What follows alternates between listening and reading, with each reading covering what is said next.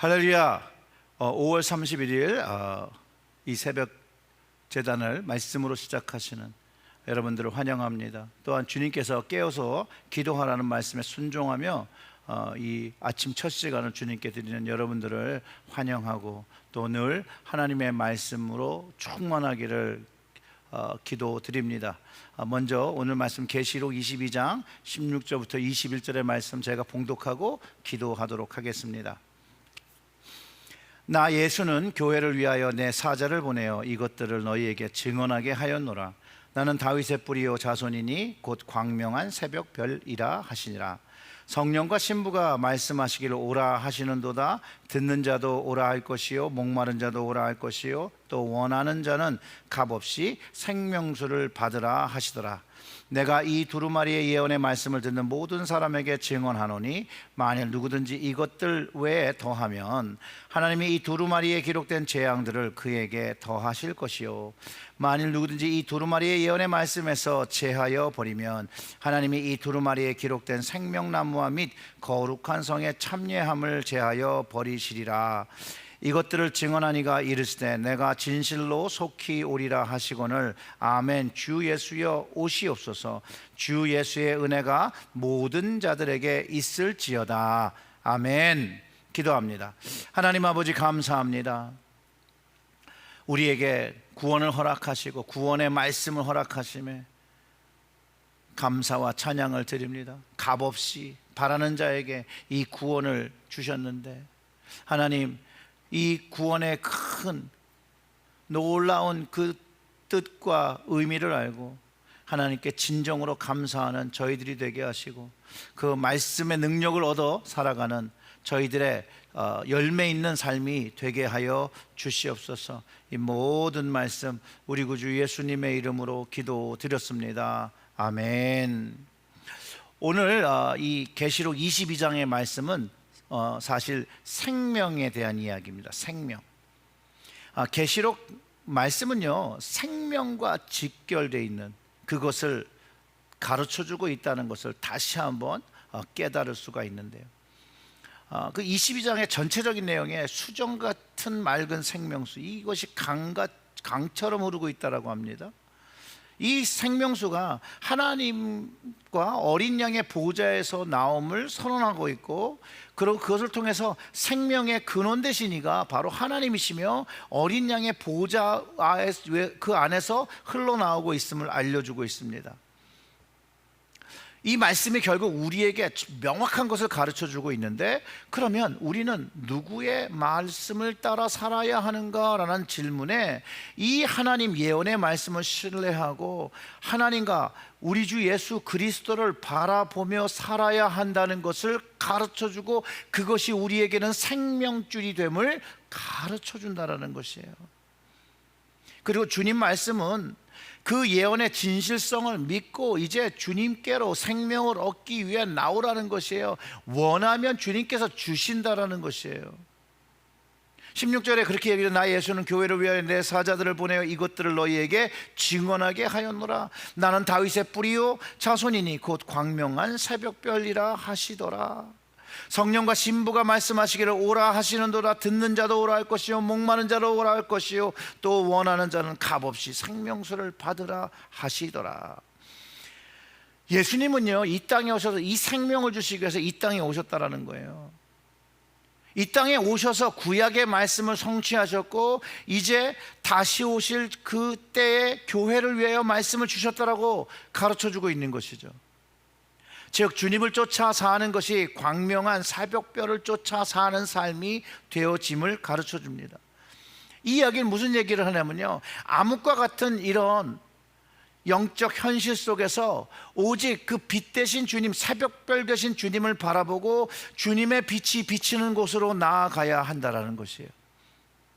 방향을 가르쳐주는 것이죠. 주님 계신 곳, 그곳에 나가면 거기서 생명을 얻는 생명수를 마시게 된다라고 가르쳐 주는 것이죠.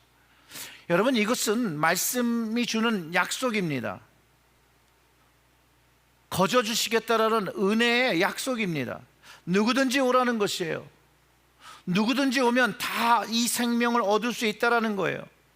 그가 어떤 행동을 했던, 성취를 했던, 출신이든 교육을 받았던, 예수의 말씀을 듣는 자, 예수님에게 목마른 자, 예수님을 원하는 자들에게는 모두 다 그 값없이 생명수 주님을 얻고 주님의 생명 구원을 얻는다라고 가르쳐주고 있다는 거예요. 그리고 이 은혜의 말씀을 누가 전해야 한다는 거예요. 성경의 말씀은 분명히 성령과 교회가 하고 있음을 가르쳐주고 있다는 거예요.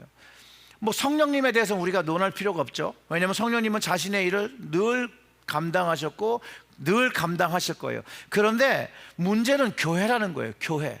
교회가 정말 주님이 맡기신 이 생명의 말씀을 전하고 있는지, 이거는 좀 생각해 봐야 된다는 거예요. 왜냐하면 정말로 모든 교회가 구령의 열정을 가지고 사역하는 것은 다 아니라는 것을 우리가 알지 않습니까? 물론 말로는 할 수 있죠. 그러나 여러분, 전도와 선교는요, 말로만 할 수 있는 게 아니에요. 돈만 가졌다고 또 할 수 있는 것도 아니에요. 그럼 어떻게 하냐? 누군가 주님의 말씀을 듣고 가지고 순종해서 나아가서 전해야 하는 것이죠. 사도 바울은요, 믿는 자들에게 당신들이 말하지 않으면 어떻게 사람들이 예수 그리스도에 대해서 들을 수 있겠냐고 말해주고 있다는 거예요.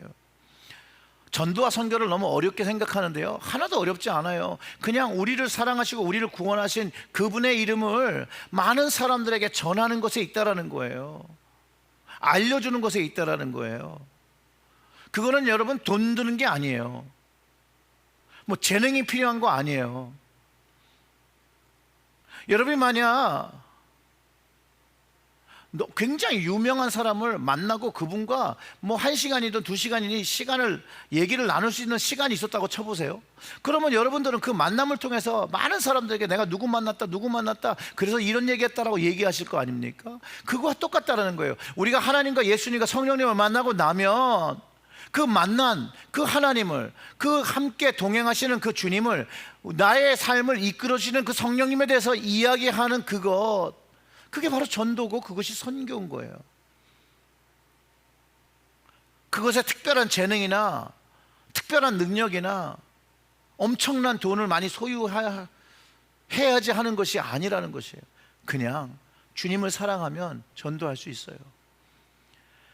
교회는요, 예수 그리스도만을 의지하고 그분의 피 묻은 복음을 세상에 전파하는 것이 교회의 사명이요, 믿는 자의 사명이라는 거예요. 이 사명이 행동으로 열매 맺을 때 교회의 생명력이 있다는 거예요. 그렇기 때문에 주님의 말씀을 가감없이 전해야 한다는 거예요. 가감없이. 더해서도 안 되고 빼서도 안 된다는 거예요, 여러분. 18절과 19절의 말씀이 그 얘기잖아요. 내가 이 두루마리의 예언의 말씀을 듣는 모든 사람에게 증언하노니 만일 누구든지 이것들 외에 더하면 하나님이 이 두루마리에 기록된 재앙을 그에게 더하실 것이요, 만일 누구든지 이 두루마리의 예언의 말씀에서 제하여 버리면 하나님이 이 두루마리에 기록된 생명의 나무와 및 거룩한 성의 참여함을 제하여 버리시리라. 거룩한 성의 참여를 제한다는 건 뭐예요? 구원받지 못한다는 이야기잖아요. 사도 요한이 이 모든 예언의 말씀의 중요성을 그 받은 교회들에게, 그 받은 사람들에게 강조하여 얘기하며 더해도 안 되고 빼서도 안 된다는 거예요. 수많은 이단들이요, 거기다 더해서 자신이 교주가 되고 자신이 하나님이 되고 자신이 예수가 되고 자신이 성령이 되었죠. 그런데 이제 현대 교회들 중에 자신들의 생각과 능력으로 성경의 이 부분은 안 되고 저 부분은 안 되고 이렇게 빼는 것들이 또 생긴다라는 거예요. 그런데 성경은 그것을 더하거나 빼서는 안 된다라고 분명히 가르쳐주고 있고, 그것을 믿는 자들과 교회에게 거룩한 책임으로 주셨다는 것을 우리가 이해해야 한다라는 거예요. 하나님의 말씀에 삭제, 수정하는 사람들, 에디트하는 사람들에게 이 말, 생명의 나무와 거룩한 성은 없다라는 거예요. 구원받지 못한다라는 거예요. 이거 얼마나 놀라운 사실입니까, 여러분? 하나님의 말씀을 온전히 받은 걸 온전히 전해야 된다는 것이에요. 예수님만이 그 모든 말씀에 참인 것을 가르쳐 주시고요, 예수님이 다시 오셔서 이 모든 것이 진리고 참인 것을 가르쳐 주는 날이 옵니다. 그때까지 우리는 주신 말씀을 미련하게 보일 수 있겠지만 그걸 가감없이 전하는 것에 우리의 사명이 있다는 거예요. 우리의 순종이 거기 있어야 된다는 거예요.